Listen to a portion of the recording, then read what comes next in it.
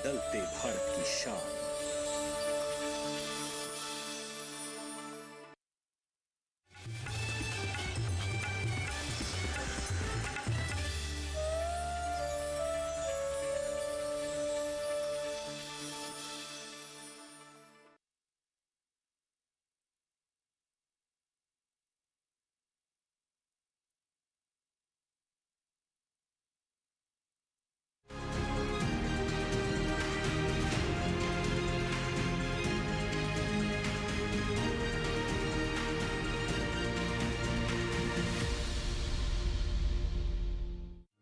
पीढ़ी दर पीढ़ी हमारे किसान अलग अलग स्पीसीज की अलग अलग वैरायटी इनको सहेज कर रखते गए और उसको विकास करते रहे। किसान की विरासत, धरती के वनस्पति संसाधन, एक अधिकार जिसका दुनिया भर के देश करते हैं सम्मान। आज भारत उन अधिकारों को दे रहा है नए मुकाम, ताकि और बढ़े किसानों की वंशागत किस्मों की पहचान का अभियान।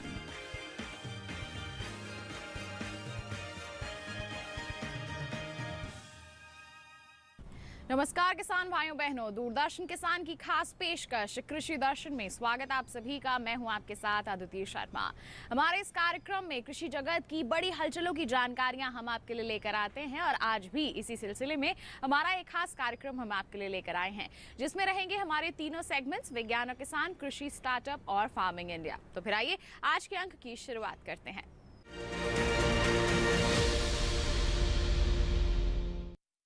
किसान भाइयों बहनों, सबसे पहले नजर डालते हैं सेगमेंट विज्ञान और किसान पर।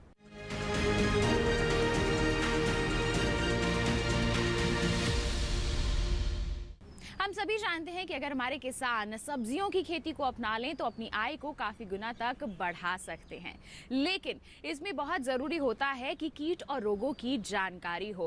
कीट नियंत्रण और रोग नियंत्रण आप किस प्रकार कर सकते हैं, इसके बारे में विस्तार से जानकारी दे रहे हैं कृषि मंत्रालय के डीडी किसान स्टूडियो से DPPQS फरीदाबाद के संयुक्त निदेशक डॉक्टर KL गुर्जर। आइए इस संदर्भ में उन्होंने क्या कुछ कहा है, दिखाते हैं आपको सेगमेंट विज्ञान और किसान में।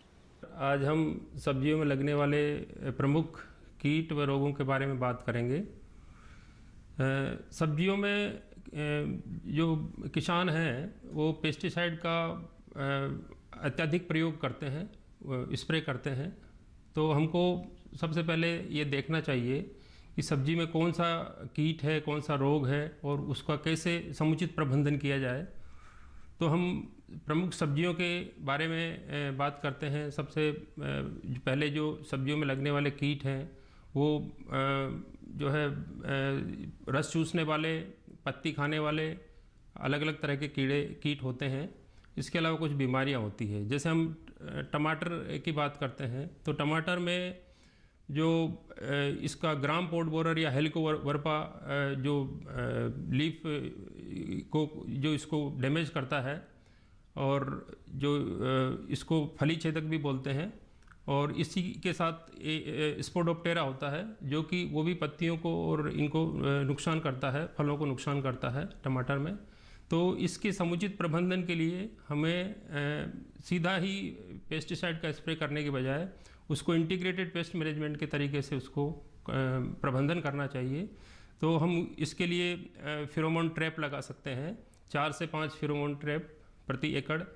लाइट ट्रैप लगा सकते हैं, 1 एकड़ में 1 लाइट ट्रैप लगा सकते हैं। उसके अलावा जो नीम सीड कर्नेल एक्सट्रैक्ट है या एजेडिरेक्टिन है उसका स्प्रे कर सकते हैं। तो ये एंटीफिडेंट का काम करता है और पेस्ट को ज़्यादा डैमेज नहीं करने देता है। और अगर उसके अलावा भी अगर पेस्टिसाइड स्प्रे की ज़रूरत पड़ती है तो हमें बेसिलस thuringiensis जो है वो बायोपेस्टिसाइड है, उसका भी हम स्प्रे कर सकते हैं। लेमडा साइलोथ्रीन है, उसका स्प्रे कर सकते हैं। तो इस तरह से इसका प्रबंधन किया जा सकता है। तो ये तो हम फली छेदक या उसको जो है उसके बारे में बात की। इसके अलावा जो रस चूसने वाले उसमें सफ़ेद मक्खी मुख्यतः नुकसान करती है। तो सफ़ेद मक्खी के नियंत्रण के लिए भी हमें येलो स्टिकी ट्रैप फील्ड में ज़रूर लगाना चाहिए। येलो स्टिकी ट्रैप के साथ अगर आपको पेस्टिसाइड का स्प्रे करना है, बहुत ज़्यादा संख्या हो गई है, तो हमें इमिडाक्लोपिड का हम स्प्रे कर सकते हैं। इमिडाक्लोपिड नीम सीड कर्नेल एक्सट्रैक्ट भी इसमें काम करता है। और इसके अलावा जो है ऑक्सीडिमेटोन या स्पायरोमेसिफेन, वो भी हम इसमें स्प्रे कर सकते हैं। उसकी जो मात्रा है, जो उसमें मेजर जो उसका यूज़ है, उसमें कितनी मात्रा डालनी चाहिए, वो उसके ऊपर पेस्टिसाइड का जो कंटेनर होता है उसके ऊपर मात्रा लिखी रहती है। उसी मात्रा का प्रयोग प्रति लीटर पानी के में घोल बना करके डालना चाहिए। उससे ज़्यादा अत्यधिक प्रयोग नहीं करना चाहिए। तो इसके अलावा लीफ माइनर है टमाटर के अंदर, तो लीफ माइनर ज़्यादा नुकसान तो नहीं करता, लेकिन फिर भी जैसे ज़्यादा हम नाइट्रोजन का, यूरिया का खाद का प्रयोग करते हैं तो उससे इसका प्रकोप ज़्यादा होता है, तो वो संतुलित उसका प्रयोग करें। स्पाइडर माइट है, वो भी इसमें काफ़ी नुकसान करता है। तो इसके लिए जो पेस्टिसाइड है वो फेंजाक्विन है, और फेंजाक्विन जो है 10% EC 500 ml 200 लीटर पानी के अंदर उसमें घोल बना करके छिड़काव कर सकते हैं। और दूसरा स्पायरोमेसिफेन है। स्पायरोमेसिफेन को हम 250 ml प्रति 200 लीटर पानी में घोल बना करके और इसका स्पाइडर माइट का नियंत्रण कर सकते हैं। इसके अलावा बीमारियों की बात करते हैं तो डैम्पिंग ऑफ है, तो जब उसको हम उसको पौध को लगाते हैं उस समय हम ट्राइकोडर्मा विरिडी है उससे बीज उपचार करें। और इसके अलावा उसको हम खाद के साथ, गोबरी खाद के साथ मिलाकर भी खेत में डाल करके और फिर उसमें उसका पौध को लगाएं। इसके अलावा कैप्टान है 75% WS, उसको हम 20 से 30 ग्राम पर kg सीड के साथ ट्रीटमेंट करें या उसको ड्रेंचिंग भी कर सकते हैं। तो इस तरह डैम्पिंग ऑफ को भी हम नियंत्रण कर सकते हैं। फिर आता है टमाटर लीफ कर्ल। जो लीफ कर्ल वायरस से होता है, उसके लिए जो रस चूसने वाले कीट हैं उनसे ये फैलता है। तो जो इसके लिए जो येलो स्टिकी ट्रैप है वो खेत में अवश्य लगाना चाहिए। उसके अलावा ऑक्सीडिमेटोन मिथाइल जो केमिकल है वो उसका 25% EC है, उसका स्पायरोमेसिफोन 22.9% 250 ml प्रति 200 लीटर पानी में घोल बना करके उसका प्रयोग कर सकते हैं। इसके अलावा फ्यूजेरियम बिल्ट भी इसमें आता है टमाटर में, उसमें भी आपको ट्राइकोडर्मा विरिडी जो है उसका सीड ट्रीटमेंट करना चाहिए। और जो रूट जोन है उसके अंदर हम 2.5 kilo trichoderma viride 150 kilogram compost या गोबर की खाद के साथ मिला करके खेत में अगर डालेंगे तो ये रोग नहीं आएगा। तो ये इसका बेहतर प्रबंधन इस तरह से हम कर सकते हैं। उसके बाद बैंगन है। बैंगन में मेनली जो कीट लगता है वो फ्रूट एंड शूट बोरर है। पहले ये तने के ऊपर जब वहाँ पे टॉप पर जो है उसके अंदर रहता है, उसके बाद जो फ्रूट सेट होता है तो फ्रूट के अंदर भी ये चला जाता है। तो फ्रूट एंड शूट बोरर के बेहतर प्रबंधन के लिए भी हमें फेरोमोन ट्रैप लगाना है। आइजेडिरेक्टिन नीम का है उसका स्प्रे करना है। या केमिकल पर बात करते हैं तो बीटा साइफ्लूथ्रीन है, साइपरमेथ्रिन प्लस क्यूनोलफॉस है। इसको आप 150 ml पर 200 लीटर पानी में स्प्रे घोल बना करके स्प्रे कर सकते हैं। डेल्टा मेथ्रिन प्लस ट्राइजोफॉस है। इस तरह से ये केमिकल है उसका भी प्रयोग करके इसका प्रबंधन कर सकते हैं। तो ये था सेगमेंट विज्ञान और किसान। इसी के साथ आपको बताएं कार्यक्रम में हम रुक रहे हैं एक छोटे से ब्रेक के लिए। आप कहीं मत जाइए, देखते रहिए कार्यक्रम कृषि दर्शन, बने रहिए दूरदर्शन किसान पर।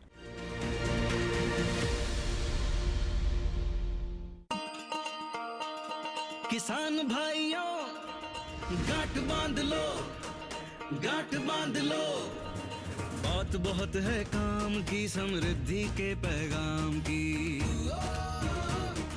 मिट्टी के मिजाज को समझो, मिट्टी के हर राज को समझो, मिट्टी की तुम जांच कराओ, मुफ्त सॉइल हेल्थ कार्ड ले जाओ।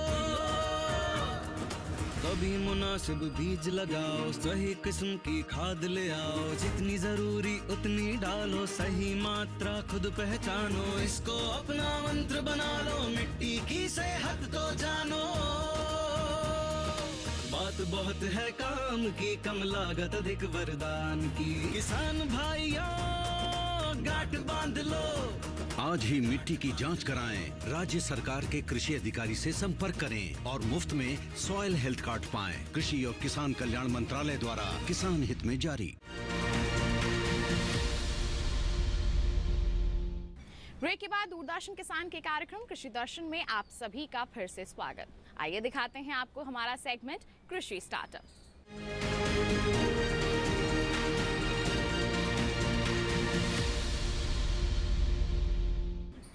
हमारे सेगमेंट में हम देश के अलग अलग क्षेत्रों के सफल किसानों से आपकी मुलाकात करवाते हैं और आज के हमारे सेगमेंट में हम आपको लेकर चलेंगे हरियाणा क्षेत्र में। वहां पर सफलतापूर्वक जैविक खेती कर रहे सफल किसान रमेश चौहान से आपकी मुलाकात करवाएंगे। कैसा रहा है इनका कामयाबी का सफर, आइए इनसे जानते हैं।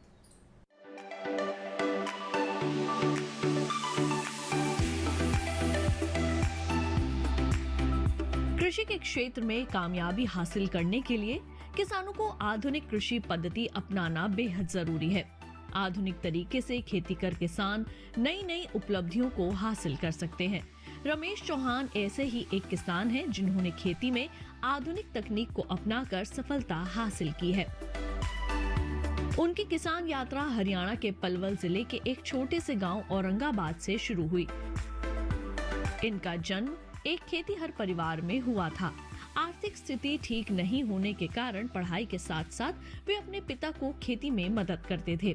वे अपने पिता और अन्य किसानों को खेती में काफी मेहनत करते देखते थे और सोचते थे कि इतनी मदद करने के बावजूद इन्हें कुछ हासिल नहीं होता है।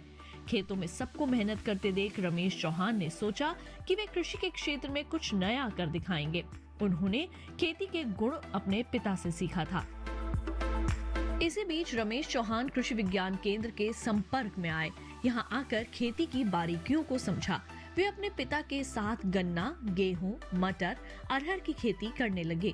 खेती के शुरुआती दौर में ही रमेश चौहान ने पाया कि इस तरह से परंपरागत खेती से कुछ हासिल नहीं होने वाला। उनका मानना था कि परंपरागत ढंग से खेती में सीमित ना रहें, बल्कि वे वैज्ञानिक ढंग से खेती करना चाहते थे। साथ ही रमेश संरक्षित खेती भी करना चाहते थे। इस विषय में रमेश चौहान ने अपने पिता से चर्चा की। उनके पिता ने भी उन्हें आधुनिक खेती के लिए प्रेरित किया। प्रगतिशील किसान संगठन से जुड़कर रमेश चौहान को आधुनिक खेती के बारे में कई महत्वपूर्ण जानकारियां मिली। वैज्ञानिकों के संपर्क में आकर इन्होंने आधुनिक और संरक्षित खेती के बारे में जाना और सीखा।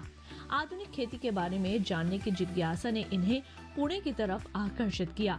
वहां जाकर रमेश चौहान ने फूलों की खेती के बारे में जाना। बैंक से लोन और कुछ साथियों की मदद से इन्होंने पॉली हाउस में गुलाब की खेती करनी शुरू की। फूलों की उचित देखभाल कर उन्हें सलीके से तोड़कर एक जगह रख बाजार के अनुसार उनकी पैकिंग होने लगी, जिसे बाजार ले जाकर बेचा गया। बाजार में इनकी फूलों की काफी तारीफ हुई, जिससे फूलों की खेती में रमेश चौहान को हौसला मिला। वे अब इस काम में पूरे समर्पण के साथ जुटे रहते हैं। रमेश चौहान फूलों की विपणन में भी पूरी सजगता से लगे रहते हैं। आज रमेश चौहान की सक्रियता ने किसानों के बीच उनकी छवि एक मार्गदर्शक के रूप में बनाई है। वे हमेशा किसानों के बीच अपने विचारों को रखते हैं, साथ ही गांव के किसानों से सलाह मशवरा भी करते हैं। रमेश चौहान कहते हैं कि गुलाब की खेती को और आगे बढ़ावा देने के लिए ज्यादा से ज्यादा पॉली हाउस लगाएं, जिनमें गुलाब उगाकर अपने गुलाब की किस्मों को भारतवर्ष के कोने कोने में पहुंचाया जाए। रमेश चौहान को खेती में उनके इस योगदान के लिए अनेक स्तरों पर सम्मान भी मिल चुके हैं।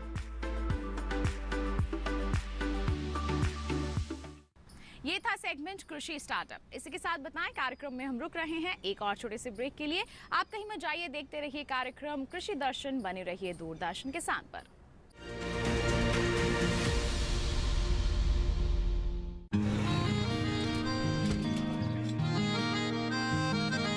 क्या बात है भाई, आजकल तो काफी खुश नजर आ रहे हो। क्यों ना हो, अब मैं ऑर्गेनिक खेती जो कर रहा हूँ ये पूरा प्राकृतिक है, ऑर्गेनिक है। इसमें हमारे खेत, हमारी फसल और हमारी जेब सब फायदे में होते हैं और इसमें लागत भी कम है। जी हाँ, आप भी ऑर्गेनिक खाद का प्रयोग करें, अपनी फसल और मिट्टी को तंदुरुस्त बनाएं। और आपकी आमदनी में इजाफा करें। अधिक जानकारी के लिए किसान call centre toll free number 1800-180-1551 पर कॉल करें और लॉग ऑन करें kisan.gov.in और farmer.gov.in। कृषि और किसान कल्याण मंत्रालय द्वारा किसान हित में जारी।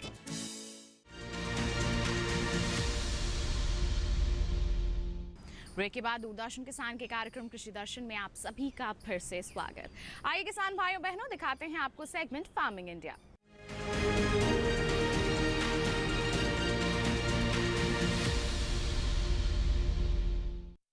हमारी सरकार ने एक अहम फैसला लिया है। जी हाँ, जितनी भी स्वीकृत खरीफ फसलें हैं उनके न्यूनतम समर्थन मूल्य में एक बार फिर से बढ़ोतरी कर दी गई है। ये फैसला लिया गया है हमारे प्रधानमंत्री नरेंद्र मोदी जी की अध्यक्षता में आर्थिक मामलों की मंत्रिमंडलीय समिति ने। खासियत ये है कि इन फसलों की जो MSP है अब उसको लागत से कम 50% तक बढ़ा दिया गया है। और साथ ही साथ अगर हम बाजरे की बात करते हैं तो इसमें तो बढ़ोतरी लगभग 82% की हो गई है। आइए इसी संदर्भ में दिखाते हैं आपको हमारा सेगमेंट फार्मिंग इंडिया।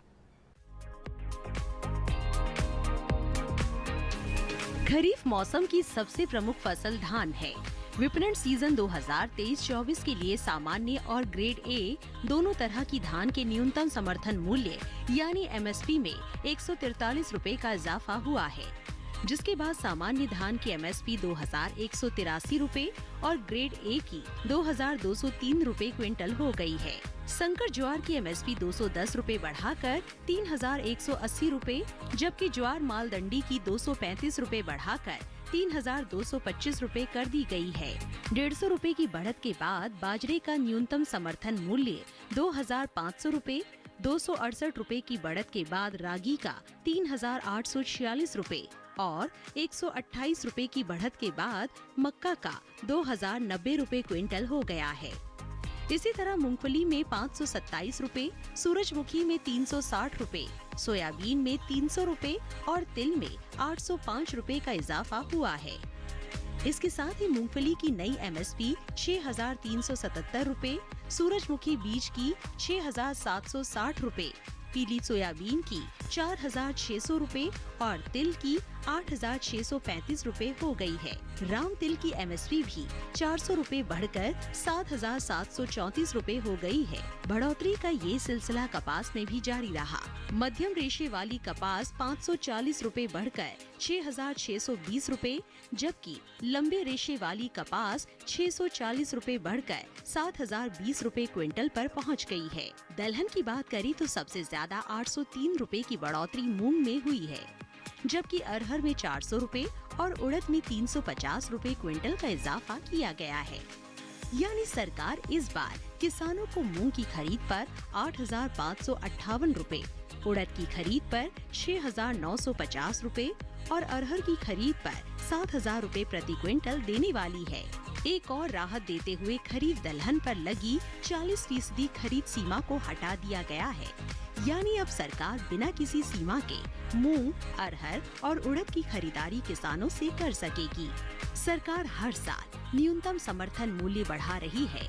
2014-15 से तुलना करें तो रागी की MSP में 148% का और नाइजर सीड यानी राम तिल में अब तक 115% का इजाफा हो गया है।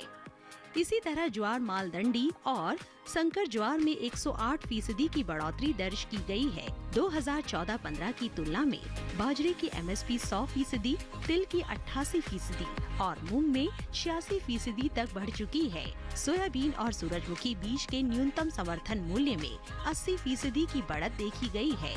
दूसरी ओर कपास की MSP में 77% और अरहर की MSP में 61% की बढ़ोतरी हुई है।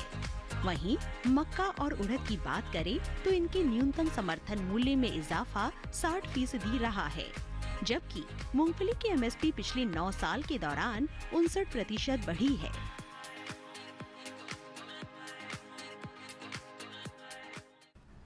आज हम बात करने करने वाले हैं राष्ट्रीय बांस मिशन के बारे में। एक अनूठी पहल है हमारी सरकार की। जी हाँ, बांस की खेती को बढ़ावा देने के लिए इस मिशन की शुरुआत की गई है। हमारे देश के युवाओं को इससे जोड़ने के प्रयास किए जा रहे हैं। अगर हमारे देश के युवा, हमारे किसान इसकी खेती से जुड़ना चाहते हैं तो उन्हें आर्थिक सहायता मुहैया करवाई जा रही है, यहाँ तक कि पौध भी मुहैया करवाई जाती है। तो किस तरह से आप जुड़ सकते हैं इस मिशन से, आइए आपको बताएं।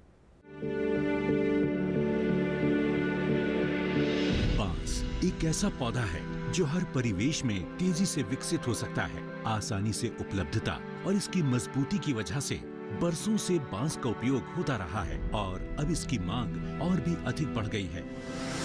दुनिया में तेजी से हो रहे जलवायु परिवर्तन पर काबू पाने में भी बांस काफी सहायक है, क्योंकि इसमें कार्बन भंडारण और ऊर्जा बनाने की क्षमता है। तेजी से कट रहे जंगलों को बचाने में भी बांस की अहम भूमिका है, क्योंकि ये निर्माण के लिए बेहतरीन विकल्प है। यानी बांस एक सस्टेनेबल और इको फ्रेंडली उत्पाद है और इसीलिए संयुक्त राष्ट्र के सस्टेनेबल डेवलपमेंट गोल्स को हासिल करने की दिशा में बांस अत्यधिक महत्वपूर्ण है। भारत दुनिया का दूसरा सबसे बड़ा बांस उत्पादक देश है, जहां बांस की 125 देसी और 11 विदेशी प्रजातियां पाई जाती हैं। भारत में कुल बांस उत्पादन क्षेत्र 16 मिलियन हेक्टेयर है और वार्षिक बांस उत्पादन क्षमता 3.23 मिलियन टन है। यूं तो बांस भारत में लगभग हर इलाके में पाया जाता है, लेकिन इसके कुल उत्पादन क्षेत्र का 40% हिस्सा मध्य प्रदेश, अरुणाचल प्रदेश, महाराष्ट्र, ओडिशा और असम में है। देश में 20 लाख से अधिक कारीगर बांस के विभिन्न उत्पाद बनाकर अपनी आजीविका चला रहे हैं। बांस उद्योग में अभूतपूर्व विकास की क्षमता है, जहां 2018-19 में भारत अपनी जरूरत को पूरा करने के लिए बांस का आयात करता था, वहीं 2019-20 में हम विदेशों में भी बांस का निर्यात करने लगे। 2021-22 में भारत ने 630 करोड़ रुपए का निर्यात किया। बांस उद्योग में असीम संभावनाओं को समझते हुए भारत सरकार बांस के उत्पादन को बढ़ावा देने के लिए व्यापक स्तर पर कार्य कर रही है। बांस को एक स्वच्छ, स्थायी और टिकाऊ विकल्प के रूप में बढ़ावा देने के लिए भारत सरकार ने 2017-18 में इंडियन फॉरेस्ट एक्ट में संशोधन करके गैर वन क्षेत्रों में उगाए जाने वाले बांस को पेड़ की श्रेणी से हटा दिया, जिससे किसान अब इसे आसानी से अपनी खेतीहर जमीन पर उगा सकते हैं। साथ ही जंगलों के बाहर उगाए जाने वाले बांस की कटाई और परिवहन से भी प्रतिबंध हटा दिए गए हैं। वहीं बांस उत्पादन क्षेत्र को सुव्यवस्थित करने के लिए राष्ट्रीय बांस मिशन को 2018-19 में पुनर्गठित करके नया रूप दिया गया, जो कि गैर वन क्षेत्रों में बांस उत्पादन को बढ़ावा देने, उद्योगों को बेहतर कच्चे माल की उपलब्धता सुनिश्चित कराने, फसल कटाई उपरांत कुशल प्रबंधन के लिए प्राथमिक प्रसंस्करण इकाइयों जैसे बुनियादी ढांचे और नई तकनीकों के विकास और बाजार उपलब्ध कराने के लिए तेजी से कार्य कर रहा है। जहां एक ओर पारंपरिक उत्पादों में बांस का इस्तेमाल हो रहा है, वहीं स्थायी विकास के तहत बांस का इस्तेमाल नए जमाने की मॉडर्न इमारतों, दफ्तरों, प्रीमियम फर्नीचर, बैम्बू फैब्रिक, कागज के उत्पादन इत्यादि में किया जा रहा है। साथ ही बांस का उपयोग बायोफ्यूल बनाने में भी हो रहा है, जो कि पेट्रोलियम का बेहतरीन विकल्प है। राष्ट्रीय बांस मिशन का लाभ लेने वाले एक उद्यमी हैं उत्तराखंड के रहने वाले जय पाई नूली, जिन्होंने योजना के तहत सब्सिडी लेकर जापानी तकनीक से चॉपस्टिक बनाने का एक प्रोसेसिंग यूनिट खोला है। इस यूनिट से ये अन्य लोगों को भी रोजगार दे रहे हैं। राष्ट्रीय बैम्बू मिशन से जो हमें अनुदान मिला है, उससे हमने मशीनें खरीदी, सेटअप लगाया है और हम लोग उसमें आत्मनिर्भर बने हैं। इसी तरह बंगलुरु के रहने वाले परमेश्वरन कृष्णा अय्यर ने राष्ट्रीय बांस मिशन के सहयोग से आधुनिक प्रोसेसिंग तकनीकों को अपनाकर अपने बांस उद्यम को विकसित किया है। With the help of National Bamboo Mission, we mechanizing each and every process from bamboo unloading to treatment to furniture making process. किसानों की आय में वृद्धि हो, इसी मिशन के सृजन की दिशा में महत्वपूर्ण भूमिका निभा रहा है बांस उद्योग, जिसके माध्यम से देश के कोने कोने से लोग आमदनी के इस नए विकल्प से जुड़ रहे हैं।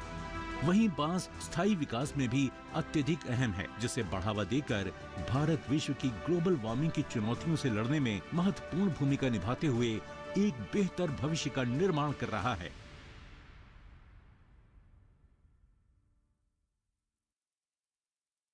तो फार्मिंग इंडिया। और इसी के साथ बताएं आज के कार्यक्रम में बस इतना ही। उम्मीद है जितनी भी जानकारियां आज के कार्यक्रम के माध्यम से आप तक पहुंचाई गई हैं सभी आपके लिए फायदेमंद साबित हुई होंगी। साथ ही आपको बता दें हमारा ये कार्यक्रम आप दोबारा देख सकते हैं। टीवी स्क्रीन पर दिखाए जा रहे इस QR कोड को स्कैन कीजिए, सीधा पहुंचेंगे हमारे YouTube चैनल पर। और आप हमसे जुड़ भी सकते हैं, ईमेल कर सकते हैं हमें। ईमेल ID है krishidarshan@gmail.com। आप हमें पत्र लिख सकते हैं, पता है हमारा कृषि दर्शन, कमरा नंबर 58, CPC दूरदर्शन, खेलगांव, नई दिल्ली 110049। तो इसके साथ आज के लिए इतना ही। अगले अंक में फिर होंगे हाजिर, तब तक के लिए दीजिए इजाजत, लेकिन आप बने रहिए दूरदर्शन किसान पर। नमस्कार।